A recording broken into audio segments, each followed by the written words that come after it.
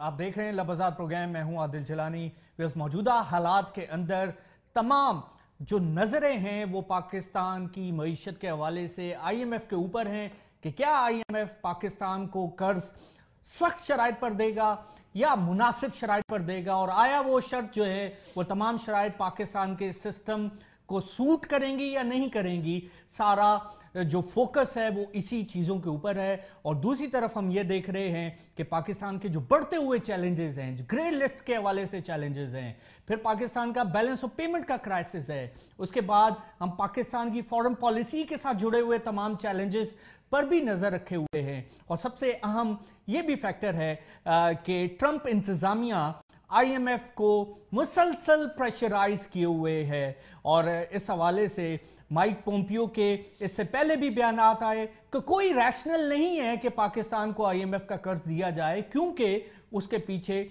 Chinese link मौजूद है और चाइना के ये प्रोजेक्ट जो सीपैक है वो उसका लिंक मौजूद है और पाकिस्तान वो कर्जों की अदायगियां करेगा, तो इसलिए उसका रैशनल मौजूद नहीं है। और कल भी हमने देखा कि जो स्पोक्स पर्सन हैं अमरीकी, उनकी जानिब से बयान आया और उन्होंने कहा कि पाकिस्तान की जो माशी मुश्किलात हैं उसकी बुनियादी वजह चीन का कर्ज है।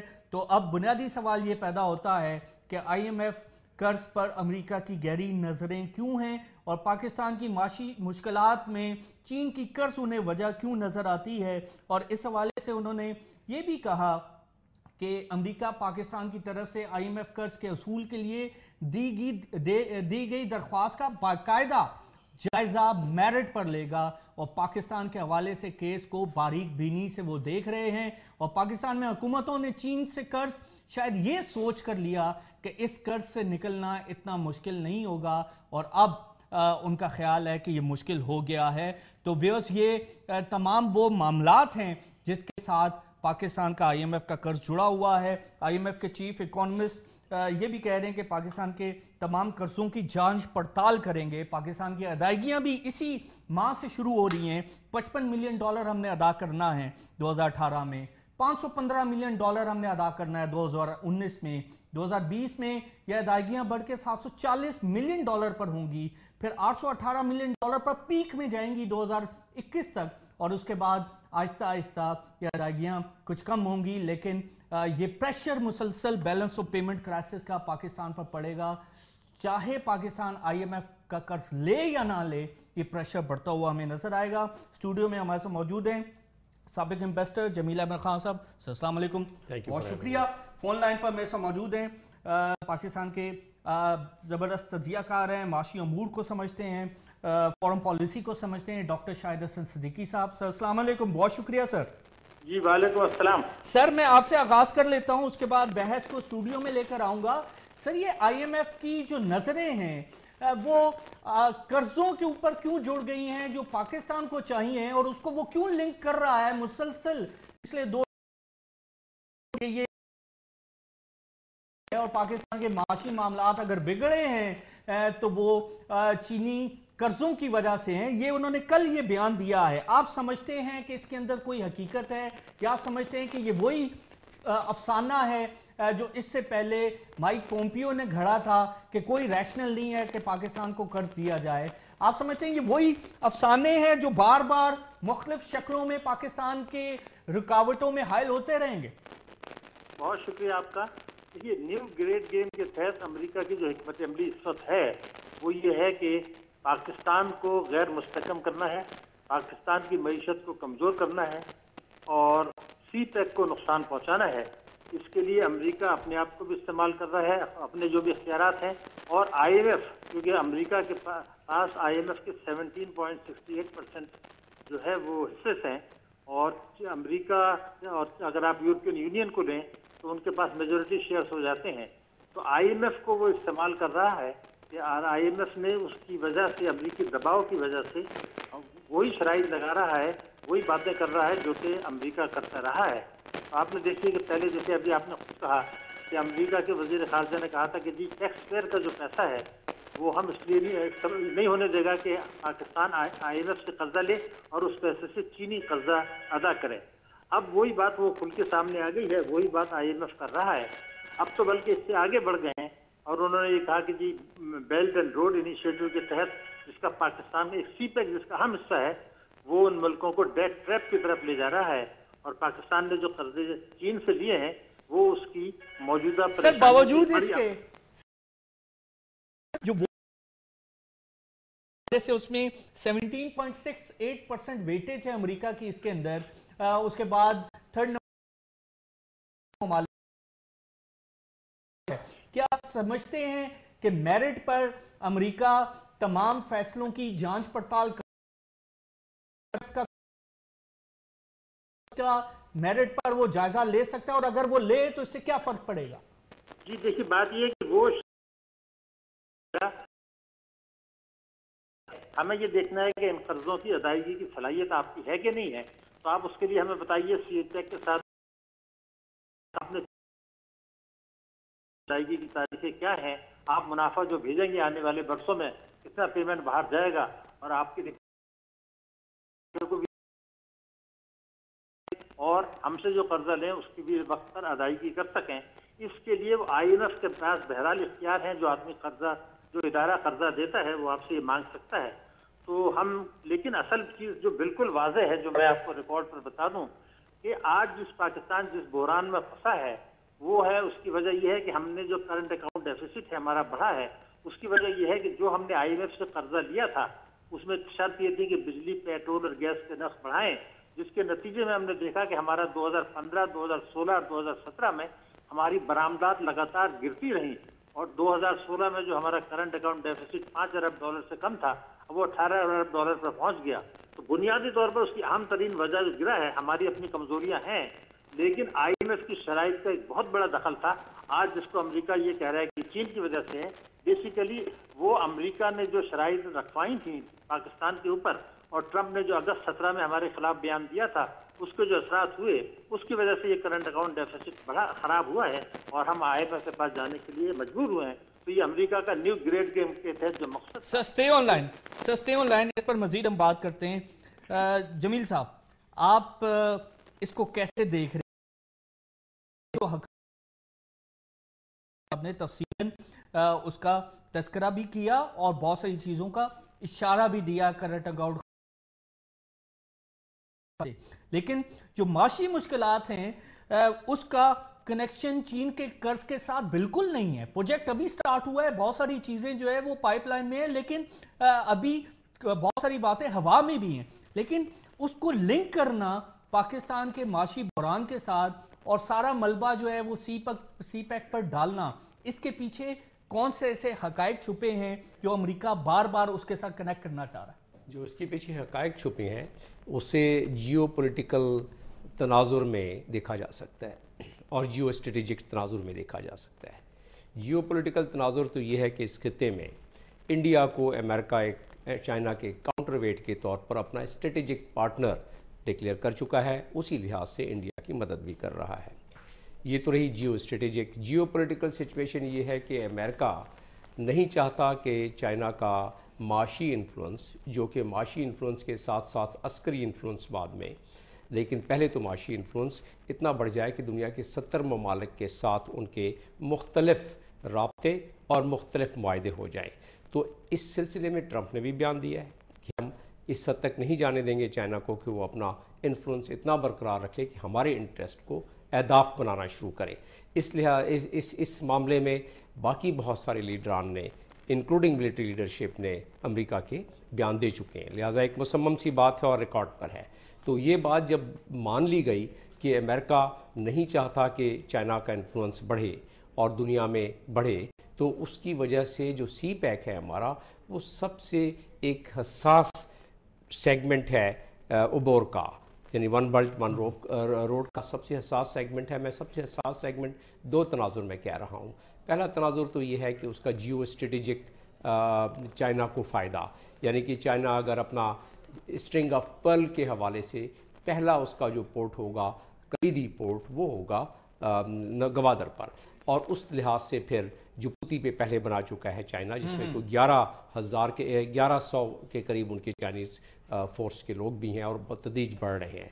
वहाँ उनके हथियार, औजार, मशीनरी भी है, जिसका कि अमेरिका को बड़ा इदराक है। लंबी दास्तान है, लेकिन मैं आपको यहाँ इशारतन बताता चलूँ कि इस वक्त जो इंडियन ओशन है उसमें अमेरिका की सबसे ज़्यादा प्रेजेंस है इस वक्त, और अमेरिका और इंडिया मिलके इस ओशन को चाह रहा है कि जब तक कि सी पैक बने उस वक्त तक अपने टर्म्स पर चाइना को जितना डिक्टेट कर सकता है साउथ चाइना सी के हवाले से, क्योंकि 16,000 नॉटिकल माइल का सफ़र तय करके इनके जहाज़ जाते हैं अपने तेल लेके या गुड्स और सर्विसेज, और जबकि 5,000 किलोमीटर सिर्फ रह जाएगा सी तो पैक सर के इस बाद। बयान के पीछे कि पाकिस्तान की माशी मुश्किलात चीन के कर्ज की वजह से हैं, जो उनकी स्पोक्स पर्सन ने कल बयान दिया अपनी हफ्तावार ब्रीफिंग में, इस बयान के पीछे जियोपॉलिटिकल और जियो स्ट्रैटेजिक अहमियत है, दोनों मुहर्रिकात हैं, और यही ग्रेट गेम है जिसके वजह से डॉक्टर शाहिद हसन साहब ने भी जिसका तस्करा किया है। आप इससे एग्री करते हैं? जी, न सिर्फ मैं इससे एग्री करता हूँ बल्कि इसको मैं स्ट्रेच करके ले जाऊँगा दो मज़ीद तनाजुर में,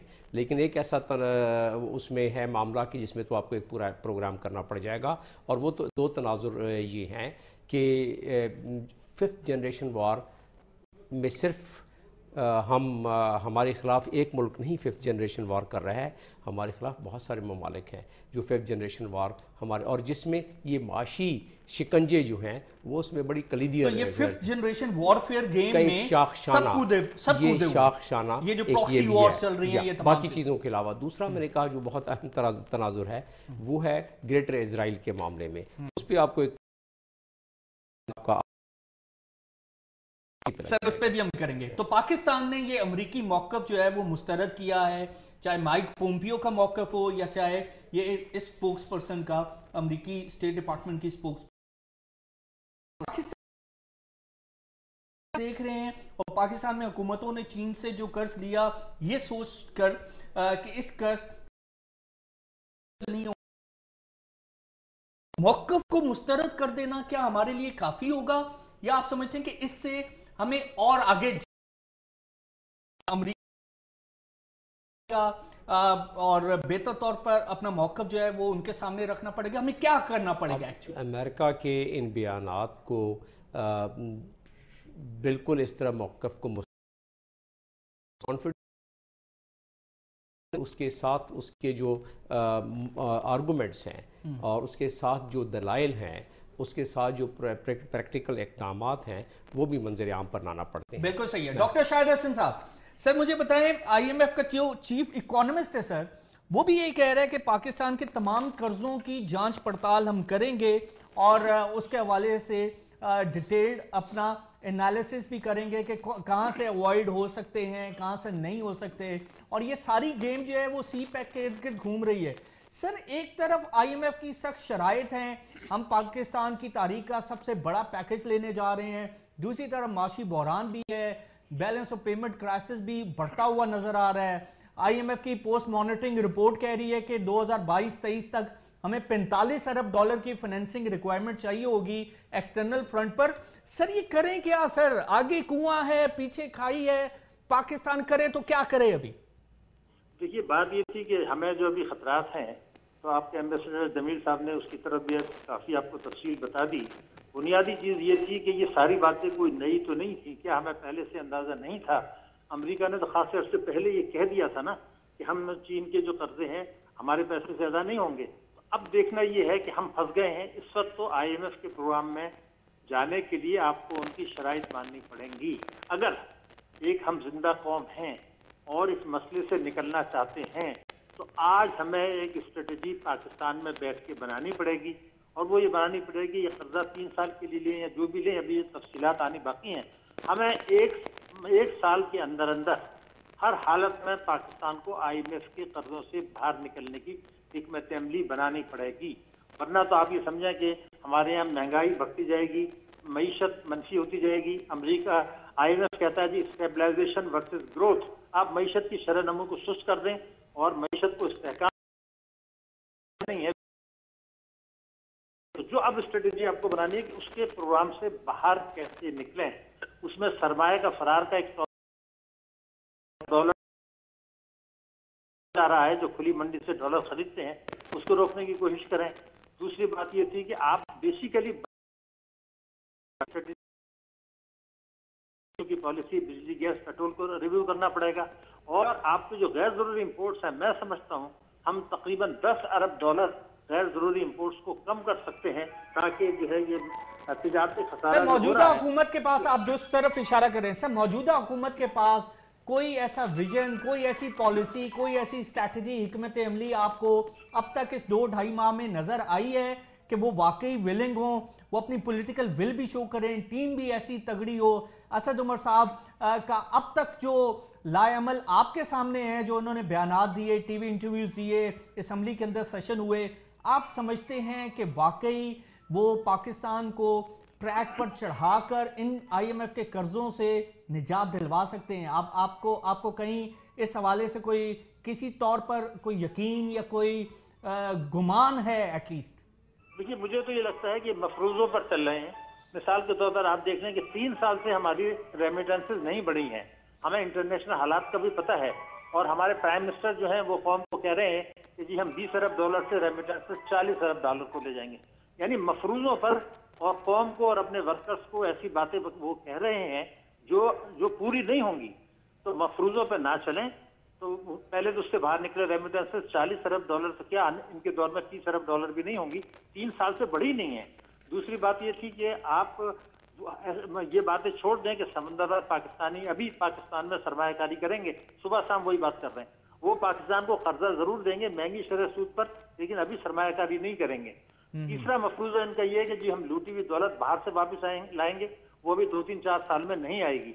हकाइक को पाकिस्तान के अंदर बैठ के वो स्ट्रेटेजी बनाएं जिस पर अमल होगा, लेकिन हमें ये देखना होगा कि उनके पार्टी के मेंबरान पार्लियामेंट जो है और सूबाई असेंबली के जो मेंबरान हैं तैयार है या नहीं, और वो खुद भी तैयार है कि नहीं। अमल हो सकता है, स्ट्रेटेजी बन सकती है, मगर गालिबन उनके और एक मोटरसाइकिल की नीलामी आपको का डॉलर फैसला चाहिए भाईजान, आपको इससे डॉलर पहले चाहिए, भी आपको हमने रुपए नहीं किया, चाहिए। इससे पहले है गवर्नमेंट की, ये दुरुस्त है, ये क्या है, ये हम क्या कर रहे हैं सर? ये सिंबॉलिक है। तो मैं समझने की जरूरत है कि आप इस वक्त एक्सटर्नल सेक्टर पर पहले तवज्जो दें, जिसकी वजह से आईएमएफ के पास गए सकते। तो ये चीजें हैं, इनको मैं कहता हूं अलामती सिंबॉलिक।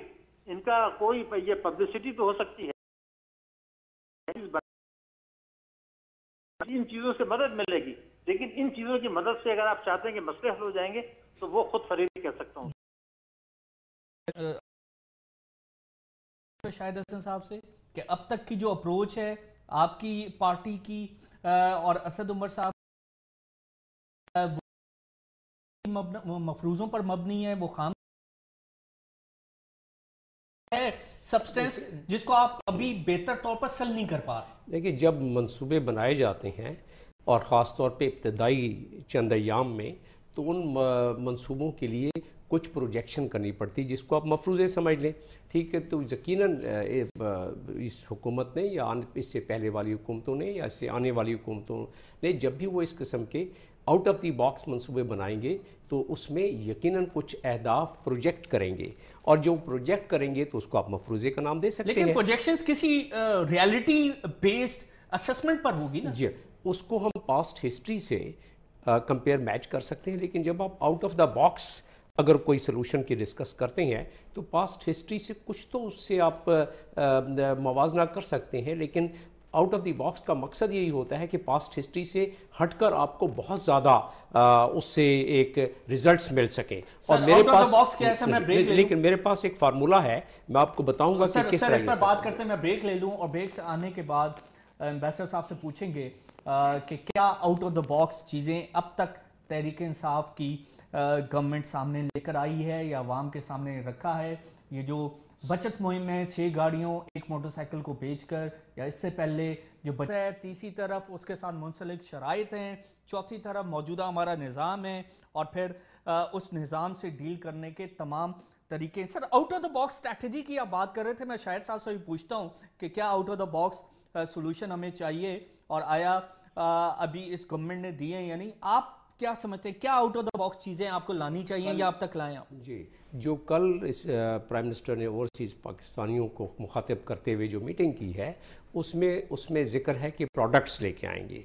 अब वो प्रोडक्ट्स मेरी दानिस्ता और मेरी उसके असेसमेंट के मुताबिक जो प्रोडक्ट्स आएंगे उसमें ओवरसीज़ पाकिस्तानी को न सिर्फ अपने ट्रेजरी बिल्स यानी बॉन्ड्स कोई और अच्छी लुक्रेटिव उस पर, और दूसरा ये है कि मुल्क में जो इस वक्त वो अपनी रियल इस्टेट के बारे में जो कानून साजी करने लगे हैं कि ओवरसीज़ पाकिस्तानी, जब मैं भी सफ़ीर था तो सबसे ज़्यादा ओवरसीज़ पाकिस्तानियों को दुख और तकलीफ़ थी वो यही थी कि जो प्रॉपर्टी लेते थे कोई ना कोई कब्ज़ा कर जाता था इधर, तो उस पर कानून साजी बहुत ही उजरत में की जा रही है ताकि ओवरसीज़ पाकिस्तानी जब इधर अपनी जो भी दायरा, तो इस वो दूसरा प्रोडक्ट हो जाएगा कि प्रोटेक्शन उनकी।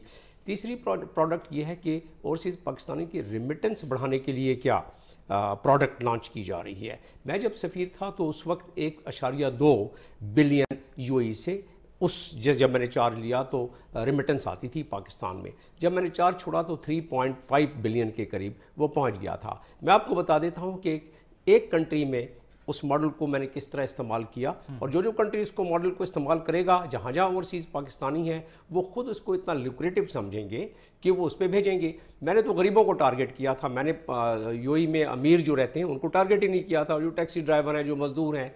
छोटी सी बात की थी मैंने कि जो हुकूमत पाकिस्तान की एक कमेंडेशन सर्टिफिकेट जिसको सनद कहते हैं उसको बड़ी खूबसूरती के साथ छपवा के, और हुकूमत पाकिस्तान की तरफ से जो आदमी $15,000 अपनी जमा पूंजी में से भेजता था, क्योंकि अब 20-20 साल से लोग हैं, लोगों ने पैसे रखे हुए थे, तो जो भेजता था 15,000 उसने भेजा, चेक जमा कराई अमेरिका में जो हमारा कम्युनिटी ऑफ $15,000, और उसके बाद फ़ौरन उसके लिए एक सर्टिफिकेट तैयार होता था। महीने में 2 दफ़ा मैं फंक्शन करता था, 100 200 आदमी आते थे, कैमरा होती थी, टीवी होती थी, उनकी पजीराई करके उनको हम सर्टिफिकेट देते थे, और जिनके पास वो सर्टिफिकेट होते थे जब वो एम्बेसी में आते थे तो उन्हें खास ट्रीटमेंट दिया जाता था। अभी पीएम साहब कह रहे हैं कि हम 30 से 40 अरब डॉलर के रेमिटेंसेस इंक्रीज कर सकते हैं। आप वाकई समझते हैं कि 30 से 40 अरब डॉलर? मेरा मानना यह है कि gradually it's possible, it's just matter of restoring the confidence of our people outside and giving them the right product. तो ये it's not a very difficult task. होता ये है कि मैंने देखा है हमारी अपने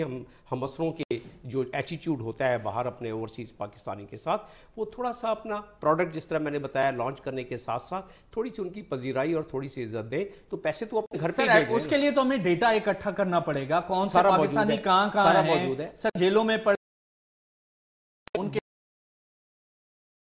बहुत सारे इशू। सर मैं इस पे आता हूँ। डॉक्टर साहब ये बताएं कि 30 से 40 अरब डॉलर के रेमिटेंसेस की बात कर रहे हैं खान साहब, और वो कह रहे हैं कि 30 से 40 अरब डॉलर जो रेमिटेंसेस हैं ग्रेजुअली उसे इंक्रीज करें। अच्छी बात है, ये तकरीबन 100% इजाफा है मौजूदा रेमिटेंसेस से। डॉक्टर साहब आप समझते हैं कि मौजूदा सिस्टम के अंदर 100% हम अपने रेमिटेंसेस बढ़ा सकते हैं? अगर बढ़ा सकते हैं तो उसके लिए हमें क्या करना पड़ेगा? देखिए बात दरअसल ये है कि इस वक्त आप ये देखिए कि सऊदी अरब में बहुत से पाकिस्तानी वापस आना शुरू हो गए हैं। तीसरी चीज़ ये कि उनकी अपनी जो प्रॉब्लम्स हैं और वो उनका अपना बजट मुश्किलात का शिकार है। तीसरी बात ये कि so called financial action task force में अमेरिका जो है वो हबीब बैंक को, अभी आपने देखा कि हबीब बैंक के ऊपर उन्होंने 22 अरब का फाइन किया, तो वो था सऊदी अरब के साथ एक कंपनी का मामला था। इसका मतलब यह है कि America financial action task force को भी इस्तेमाल करके इन दो ममालिक यानी यूएई और सऊदी अरब वहाँ से रेमिटेंसेस को कम करने की कोशिशें करेगा, और हमारी जो टोटल रेमिटेंसेस हैं उसका कोई 50% इन दो मुल्कों से आता है। तो दूसरा ये था कि कोई तकरीबन 28% जो है वो अमेरिका और बरतानिया से आता है। तो मैं ये समझता हूँ कि अमेरिका जो इस तरीके से घेर रहा है पाकिस्तान को, चीन को घेर रहा है, जिसका तस्करा भी अभी एम्बेसडर साहब ने किया, हमारी जियो पॉलिटिकल सिचुएशन की वजह से वो चीन का असर रसूख कम कर रहे हैं, सीपेक को नुकसान पहुंचाने की कोशिश कर रहे हैं। तो मेरे ख्याल से वो कोशिश करेंगे कि इन ममालिक से कोई बड़ी जो इजाफा रेमिटेंसेस का ना हो, और वहाँ खुद भी मुश्किलात का शिकार है, आपको पता है सऊदी अरब। तो मैं नहीं समझता कि अगले चंद बरसों में कोशिश करना कोई बुरी बात नहीं है, जरूर करें, लेकिन ये ऐसे इस मफरूजे पर 40 अरब डॉलर की अभी बात ना करें। ये भी हो सकता है कि 1-2 साल में हमारी रेमिटेंसेस ना बढ़ें। एफिशिएंट सर्विस की बात जो अभी आप जमील साहब ने की है, तो क्या उनके हटने के बाद भी वहाँ के लोगों से जो मेरी बात हुई है वो एफिशिएंसी का मेयार को भी देखना है, माशी हालात को भी देखना है, अमेरिका की स्ट्रेटेजी को भी देखना है। तो मैं नहीं समझता कि आने वाले वर्षों में कोई बड़ा इजाफा रेमिटेंसेज में होगा, पर्टिकुलरली इन 4 मुल्कों से, और इन 4 मुल्कों से 80% आ रहा है आपका। बहुत शुक्रिया डॉक्टर साहब, थैंक यू वेरी मच। तो शायद साहब तो कह रहे हैं सर उन्हें कोई इतना ज़्यादा इजाफा नज़र नहीं आ रहा, बल्कि वो ये कह रहे हैं कि हो सकता है कि मौजूदा नंबर्स ही सस्टेन ना कर पाए। सर ये जो वॉच लिस्ट का मसला है, जो ग्रे लिस्ट का मसला है, अभी जो FATF का एशिया पैसिफिक ग्रुप का जो वफ्द था सर, वो खबरें आई अभी कि वो मुतमईन नहीं हो सका पाकिस्तान के उन तमाम इकदाम से, क्योंकि उन्होंने कहा कि जो नॉन प्रॉफिट जो कंपनीज हैं, ब्रोकेज हाउसेज हैं, एक्सचेंज कंपनीज हैं, कॉर्पोरेट एंटिटीज हैं, उनके डोनेशंस हैं, उसको स्क्रूटनाइज करने के लिए कोई खातिर खा इकदाम और वही तमाम चीज़ें जो कलदम जमातों के साथ मुंसलिक हैं, जो इसके अलावा जो उनकी फंडिंग और नकलो हमल के हवाले से जो पहले भी हम कई दफ़ा बात कर चुके हैं। तो सर चैलेंजेस तो बड़े ह्यूज हैं, इसको मीट करने के लिए कोई तो हमें कोई एफर्ट, कोई स्ट्रैटेजी, कोई हिकमत अमली तो चाहिए होगी ना सर। आप समझते हैं ये FATF का जो चैलेंज है, इसको मीट करने के लिए कोई प्लान है? पहले तो हम इकोनॉमी की बात कर रहे थे, ये एक दूसरा संगीन मामला। देखिए, चैलेंजेस का तो एक अंबार है, और ये जिस गर्दाब में है उसमें सिर्फ FATF के हवाले से ही नहीं चैलेंजेस है, बल्कि किसी भी आप फील्ड में चले जाएं, चैलेंजेस ही चैलेंजेस नज़र आएंगे। अगर हम यहाँ बैठ के अगले आधे घंटे सिर्फ यही सोचें कि कौन से ऐसे हमारे महकमे और इदारे और सेक्टर्स हैं जिसमें चैलेंजेस नहीं हैं, तो शायद हमें बड़ी मुश्किल पेश आए, दुश्वारी पेश आए कि चैलेंजेस के अलावा यानी हटकर कोई इदारा हमारा या कोई एंटिटी मौजूद है। तो ये तरह ही पहली बात, इसका मैं मुफस्सल आपको जवाब देता हूँ, लेकिन उससे पहले कोई तशनगी रह जाएगी अगर शाहिद साहब जो हमारे बड़े माहिर प्लीज़ जो बड़े माहिर हमारे माशियात में महारत रखते हैं और माया नाज भी हैं, इसकी उनकी मैं कदर हमेशा करता हूँ जिस जिस प्रोग्राम में भी वो आते हैं। मैंने जो बात की थी वो जियो पॉलिटिकल की भी बात की थी, जब उन्होंने बात की कि सऊदी अरेबिया और UAE को अगर इशारा मिल गया कि भाई आप ये FATF के हवाले से आप रेमिटेंस पे कदगन लगाएं तो लग सकती है, लेकिन अगर हम ब्लैक लिस्ट में चले गए, जब तक हम ग्रे लिस्ट में हैं अभी भी हम रेमिटेंस के लिए हमें मसला नहीं हो सकता है। तो वो ये दो मुख्तलिफ चीज़ें आ गई कि रेमिटेंस और ग्रे लिस्ट लिंक है, ये चीज़ें जी हाँ, लेकिन FATF का मामला लिंक है। देखिए, FATF का मामला इस लिहाज से कि the moment we are in black list then the money remittance, the money coming to Pakistan would be under so much of scrutiny कि लोग भेज ही नहीं सकेंगे पैसे, और आप अपनी LC नहीं खुलवा सकेंगे। उसमें इतने ज़्यादा मसाइल हो जाएंगे कि आपके पास पैसे ड्राई होना शुरू हो जाएंगे जो बाहर से आने वाले हैं। इंपोर्ट एक्सपोर्ट में मसला पड़ जाएगा। वो एक पूरा लंबी फहरिस्त है का मामला है, और बहुत सारी वो पूरी लंबी फहरिस्त है कि आपको अपने जेब में कैश लेके जाना पड़ेगा PIA को भी अपना फ्यूल डलवाने के लिए और अपने मेंटेनेंस के लिए और अपनी सर्विस चार्जेस के लिए। तो जिसने लेके जाना है, चाहे वो बेबी डॉल है या कोई और है, वो तो ले ही जा रहे हैं, कैश आ नहीं रहा, जो आ नहीं रहा है। और वो तो उसका जिक्र कर दिया ना शाहिद साहब ने कि जी आप पैसे जब जो लूटे हुए दौलत जब लेके आएंगे तो उसमें 2-3 साल, मैं समझता हूँ कि 2-3 साल में भी अगर 25% भी आ जाए तो हम बड़े खुशकिस्मत अपने आप को समझेंगे। लेकिन आपकी बात पर मैं दोबारा आ जाता हूँ। पहली बात यह है कि जियो पोलिटिकल सिचुएशन की वजह से ब्लैक लिस्ट के मामले में अगर ये उसके मुताबिक वो 27 पॉइंट्स जो हमारी डेफिशिएंसी एशिया पैसिफिक ग्रुप ने हमें दी है, उसमें वो हुई है, बड़े बड़े माहिरों की टीम है और वो नुक्ता ब नुक्ता जाएंगे। पहले हमें फ़ायदा ये होता था, सवाल एक ये आता है कि जब 2012 में भी तो आए थे ना ग्रे लिस्ट में, और उसके बाद दोबारा हम रिवर्ट हो गए थे। 2011 में जियो पॉलिटिकल सिचुएशन यानी कि बड़ी बड़ी पावर्स हमारी फेवर में थी, और अब बड़ी बड़ी पावर्स हमारी फेवर में नहीं है। लिहाजा क्योंकि जियो पॉलिटिकल सिचुएशन का असर पड़ता है आपके मुल्क के फ़ायदे या नुकसान में, जो भी फैसला हो रहा हो। तो आपने देख ही लिया कि सऊदी अरब ने आपसे वादा किया था कि आप FATF में आपकी फेवर करेगा, टर्की ने कहा था टर्की कायम रहा। लेकिन सर इसमें एक मामला है, मैं आपको यहाँ रोकता हूँ। हमने से जियो पॉलिटिकल और जियो स्ट्रैटेजिक नेचर दूसरे मुल्कों की देखकर अपने मुल्क को ठीक नहीं करना, हमें तो अपना हाउस इन ऑर्डर करना है। हमें तो वो तमाम सिस्टम के अंदर जो लूप होल्स हैं, जो लीगल इश्यूज हैं, जो मामलात हैं, वो तो हमने पहले तय करने हैं, फिर हम देखेंगे कि जियो पॉलिटिकल और जियो स्ट्रैटेजिक नेचर क्या है, ना कि हम रिवर्स जाएं। जी हाँ, ये मल्टी डायमेंशनल प्रॉब्लम्स हैं, इसको नज़र एक तरफ से बंद नहीं की जा सकती। तमाम चीज़ों पर 360 डिग्री नज़र रख के ही अपने घर को भी सीधा, ये बात दुरुस्त है कि अपने घर को अगर हमने सीधा नहीं किया तो डिप्लोमेसी में एक बड़ा सुनहरी उसूल है, और वो सुनहरा उसूल ये है कि आप पहले अगर आप if you have a dysfunctional governance, if you don't have your house in order, your diplomacy, your foreign policy can never deliver. ये तो बात एक मुसम्मम है और पूरी दुनिया इस चीज़ को मानती है। तो लिहाजा ये बात दुरुस्त होने के साथ साथ ये बात भी दुरुस्त है कि अगर आपने बाकी जो आपके इर्द गिर्द जो गर्दाब आ रहा है और जो आ चुका है उस पर अगर आपने 360 डिग्री नज़र नहीं रखा तो आपको ज़्यादा नुकसान पहुंचेगा। मिसाल के तौर पर 27 जो आपके पास डेफिशिएंसी यानी कि 27 पॉइंट्स एशिया पैसिफिक ग्रुप ने आपको जो दिए हैं, जो कि आपने इस अगले दिसंबर तक आपने उस पर सारी कंप्लाइंस करनी है, अगर नहीं की तो ब्लैक लिस्ट तो आपके सामने है ही है, और ब्लैक लिस्ट से ज़्यादा खौफनाक चीज़ कोई हो नहीं सकती, क्योंकि अगर वो हो गया तो उसके बाद जो महंगाई और जो यहाँ लोगों का ज़िंदा रहना, खुराक उनको मिलनी, उनको ज़िंदगी के जो मुख्तलिफ नेसेसिटीज़ हैं वो हासिल करना एक मुश्किल हो जाएगा। उनके जो अभी भी 2 वक्त की रोटी बड़ी मुश्किल हो रही है तो एक वक्त भी मिलना मुश्किल हो जाएगी। अभी तो यहाँ पर ये टिकट चल रहा है, $9 अरब जो है वो असद उमर साहब कह रहे हैं कि पाकिस्तान को इस साल अदायगियां करनी है। जी हाँ, हमारे पास तो $9 अरब के रिजर्व्स नहीं है सर। जी हाँ, 1.5 महीने के आपके पास रिजर्व रह गए हैं, वो भी अगर आप वो आपको तो ज़रूर चाहिए, क्योंकि अगर वो नहीं होगा तो आप ये जो आपके तो पास सर ये तमाम शिकंजे भी टाइट हो रहे हैं, हम अपना हाउस भी इन ऑर्डर नहीं कर रहे हैं।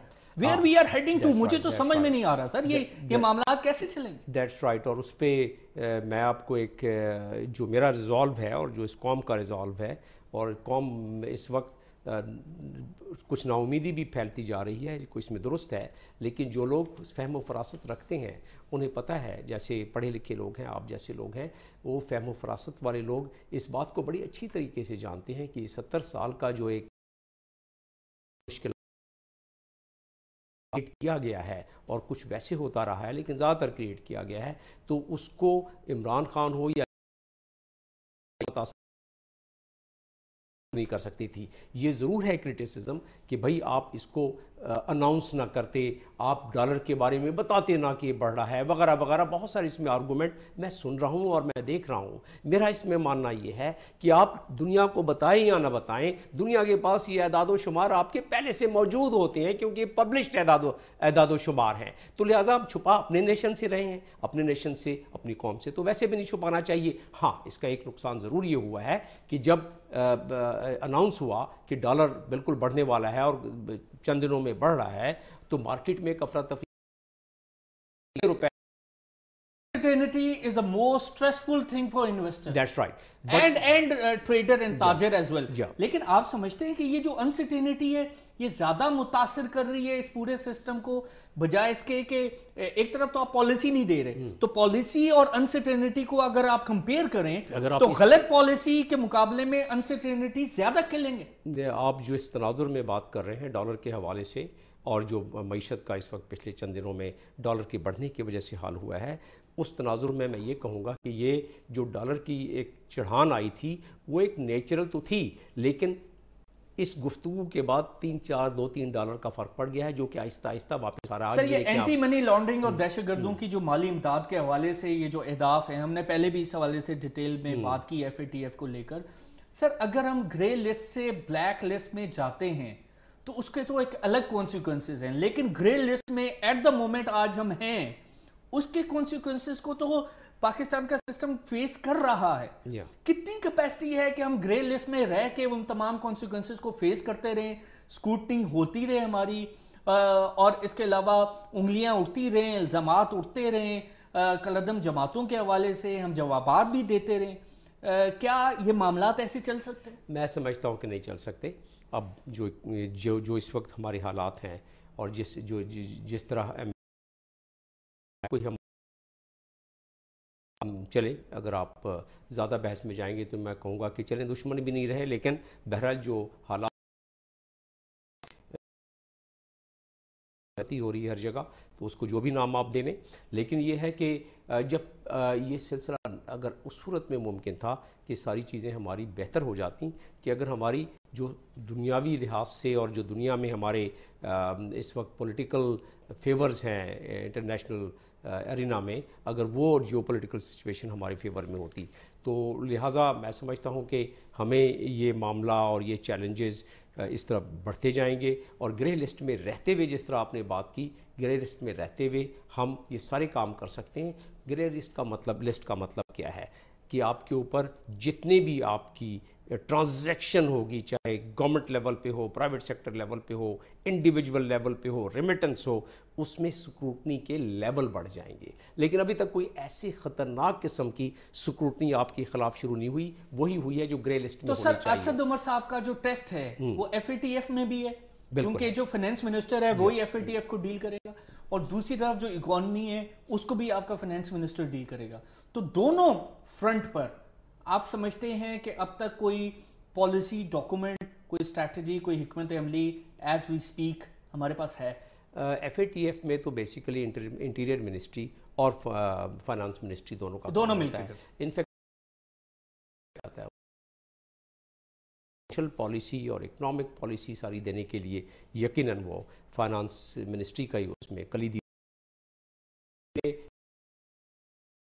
जा रही हैं। और जो इस वक्त मैन्युफैक्चरिंग सेक्टर को जो इस वक्त इशारे दिए गए हैं, हम करें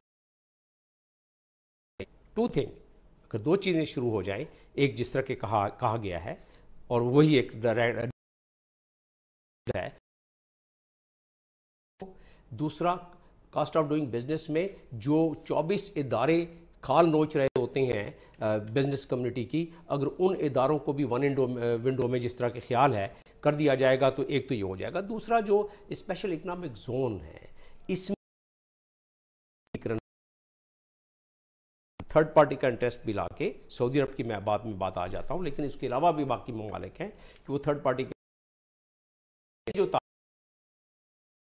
में थे, बहुत कंफ्यूजन में थे, अब उनको इस गवर्नमेंट ने ये बताया है कि नहीं, आपके इंटरेस्ट को प्रोटेक्ट किया जाएगा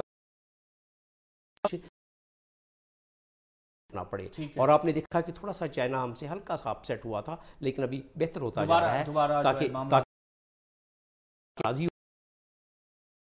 होता है कि ये आम ओबोर का लिंक नहीं है। जिस तरह बाकी 70 ममालिक के मामलात हैं, वो तो हमारे यहाँ चाइना की जियो स्ट्रेटेजिक उनकी एक नर्व लाइन हमारे पास से गुजर में दोबारा और बड़ी डिप्लोमेटिकली अगर हम रीनेगोशिएट करें, जिस तरह की गवर्नमेंट ने बता दिया है, तो हम काफ़ी चीज़ों में अगर आपको कंसर्न भी थे मौजूदा गवर्नमेंट को CPEC के हवाले से, उनके तमाम एग्रीमेंट्स के हवाले से जो मुख्तलिफ कॉन्ट्रैक्ट्स में हुए, तो अंदर खाने आप डिस्कस कर लें पब्लिकली। आप समझते हैं कि बात करके मौजूदा हुकूमत के जो वजीर थे कॉमर्स के, आप समझते हैं कि उनके कमेंट के बाद से ये तमाम चीज़ें निकली हैं, और ज़्यादा CPEC के हवाले से जो प्रेशराइजिंग जो स्ट्रैटेजी है वो खुलकर आई? मैं इस पर बात करता हूँ। मेरे साथ खालिद तवाब साहब मौजूद हैं। गैर ज़रूरी बात थी, गैर ज़रूरी बात है। खालिद तवाब साहब मौजूद हैं, साबिक वजीर हैं सनत और तिजारत के। सर अस्सलाम वालेकुम। वालेकुम सलाम। खालिद साहब, ये जो मामलात अभी ज़्यादा संगीन होते जा रहे हैं सर, FATF का मामला, ग्रे लिस्ट का मामला अगर हम देख लें, बैलेंस ऑफ पेमेंट का क्राइसिस हम देख लें, IMF के नए लोन को देख लें, उसकी शराइत को देख लें, उसके बाद अमरीकी जो प्रेशराइजिंग जो स्ट्रैटेजी है, टैक्टिक्स हैं, उसको हम देख लें। सर, ये तमाम चैलेंजेस बढ़ते हुए हमें नजर आ रहे। आप as trader, as investor, as industrialist, आप समझते हैं कि अब तक कोई पॉलिसी, कोई हिकमत अमली, स्ट्रैटेजी गवर्नमेंट दे पाई है कि जिससे आप सेटिस्फाई हो सकें, आपको लगे कि अगले 6 माह में मुल्की हालात बेहतर हो जाएंगे, इकॉनमी चल पड़ेगी, इंडस्ट्री चल पड़ेगी? देखिए, ये जितने मामला आपने बताए ना, ये एक दिन की पैदावार नहीं है। ये मामला हमें नजर आ रहे थे। पाकिस्तान को ग्रे लिस्ट में डाल दिया गया है, पहले पिछली गवर्नमेंट में डाल दिया था, उसके बाद केयर टेकर गवर्नमेंट ने भी इसको कोशिश करी एड्रेस करने की। उसके बाद जो बैलेंस ऑफ ट्रेड है हमारा, ये भी बड़े वाज़ेह तौर पे नज़र आ रहा था कि ये इतना हमारा इंपोर्ट और एक्सपोर्ट में इतना बड़ा फ़र्क आ रहा है, ये हमारी रेमिटेंसेज है और ये हमारा शॉर्टफॉल आ रहा है, तो ये भी नया नहीं है। तीसरा जो चीज़ है, आपने IMF पर कहा, हमें इन दोनों जब चीज़ें सामने आई तो हमें कोई हिकमत अमली बनानी चाहिए थी। मैं यहाँ ये ज़रूर कहूँगा आपको कि जो हमारी नई हुकूमत आई है, इससे बहुत ज़्यादा लोगों की उम्मीदें जो हैं वो वाबस्ता हैं और इनके जो वादे हैं वो बड़े स्ट्रॉन्ग वादे थे, तो लिहाजा लोगों ने वो तवक्को कर रखा था और कर रखा है। अब इनको हिकमत अमली जो अपनी बनानी चाहिए थी वो इलेक्शन से पहले ही बना लेनी चाहिए थी। ये चैलेंजेस इनके सामने मौजूद थे, इनको नया चैलेंज नहीं आया कि इन्होंने हुकूमत ली हो उसके बाद इनको पता चला हो ये डेफिसिट है या ये है, इस तरह है। और मेरा ख्याल है इनको IMF के पास जाने के अलावा कोई ऑप्शन नहीं था, लेकिन इन्होंने थोड़ा टाइम भी अपना लेने, हुकूमत आने के बाद भी कहते रहे जी हम IMF के मुतालिक सोच रहे हैं, हम जाए ना जाए। अगर ये कौम क्लियर बता देते कि जी हम IMF के पास जा रहे हैं, ये चीज़ें हैं, और अगर हम अपने जो मसाइल थे वो खुल के बताते, लेकिन जिस तरह डॉलर इन्होंने एक दिन में रिवैल्यू कर दिया, पाक रुपये डीवैल्यू कर दिया, एक दिन में 9-10 रुपए का फर्क आ गया। तो आसिफ, आपको लगता है अगर 3 या 4 हफ्ते पहले हम IMF के साथ नेगोशिएशन शुरू कर लेते तो ये इंटरबैंक और मनी और ओपन मार्केट में जो डॉलर परवान चढ़ा 138 गया, दोबारा नीचे आया, अनसर्टेनिटी बढ़ी और यही स्ट्रेसफुल फीलिंग ने पूरे सिस्टम को हिलाया, स्टॉक मार्केट क्रैश हुई। आप समझते हैं 4 हफ्ते पहले अगर गवर्नमेंट नेगोशिएशन शुरू कर देती IMF के साथ तो ये अनसर्टेनिटी, ये गैर यकीनी की कैफियत वाला मामला ना होता, ज्यादा बेहतर होता? देखिए, न सिर्फ ये इनसे नेगोशिएशन शुरू करते, नेगोशिएशन तो उन्होंने 15-20 दिन पहले ऑलरेडी शुरू कर दी थी। ये कौम को इत्मीनान दिलाते थे और जो हमारा डिवैल्यूएशन था इसको ग्रेजुअली करते रहते, बजाय इसके कि एक प्रेशर में आके एक ही दिन में जो तूफान आ गया लोग तो उसको ब्लैक डे कहने लगे। हालांकि ये चीजें रिटन ऑन द वॉल थी, क्योंकि IMF ने पहले से बता दिया था कि आपको बिजली के रेट भी बढ़ाने पड़ेंगे, आपको अपना करेंसी भी डिवैल्यू करनी पड़ेगी, आपको जो सब्सिडीज हैं वो भी विड्रॉ करनी पड़ेगी, और ये जाहिर है कि महंगाई का तूफान आना था। लेकिन जो स्ट्रेटजी इस मुल्क के रहने वाले, वो इसको एक शॉक की तरह उन्होंने लिया कि एकदम एक दिन डिवैल्यू प्लानिंग का भी फुकदान था। इन्होंने प्रॉपर प्लानिंग पहले से कर दी रखी थी। शायद यकीन ना हो कि हम गवर्नमेंट। खालिद तवाब साहब हमारे साथ मौजूद थे। तो वे स्क्रीन पर आप देख सकते हैं $55 मिलियन 2018 में हमने अदा करने हैं IMF को, $515 मिलियन जो हैं 2019 में अदा करने हैं, $740 मिलियन 2020 में, और ये तमाम अदायगियां जो हैं 2026 तक चलनी है व्यूअर्स। तो ये वो कर्ज हैं, वो पैसे हैं, वो अदायगियां जो PMLN की गवर्नमेंट ने IMF के साथ किए थे वादे, और अब ये जो गवर्नमेंट जो IMF के साथ तमाम एग्रीमेंट्स करेगी, कितना पैसा लेगी, उसके मामला भी आगे चलेंगे, उसकी अदायगियां भी चलेंगी। तो तमाम आउटफ्लोज पाकिस्तान से बढ़ रहे हैं, इनफ्लोज नहीं आ रहे, इसी वजह से सारे ये तमाम प्रेशर बढ़ रहे हैं। एम्बेसडर साहब बहुत शुक्रिया, थैंक यू वेरी मच। अब देखना ये है कि IMF के साथ फाइनली क्या एग्रीमेंट होता है, कितना पैकेज तय होता है और कौन सी शराइत जो है उसके साथ नत्थी होती हैं। इसी के इर्द गिर्द ये सारे मामलात अभी चलेंगे। हमारी तरफ से यही कुछ। आदिल जिलानी को इजाज़त दीजिए, अल्लाह हाफ़िज़।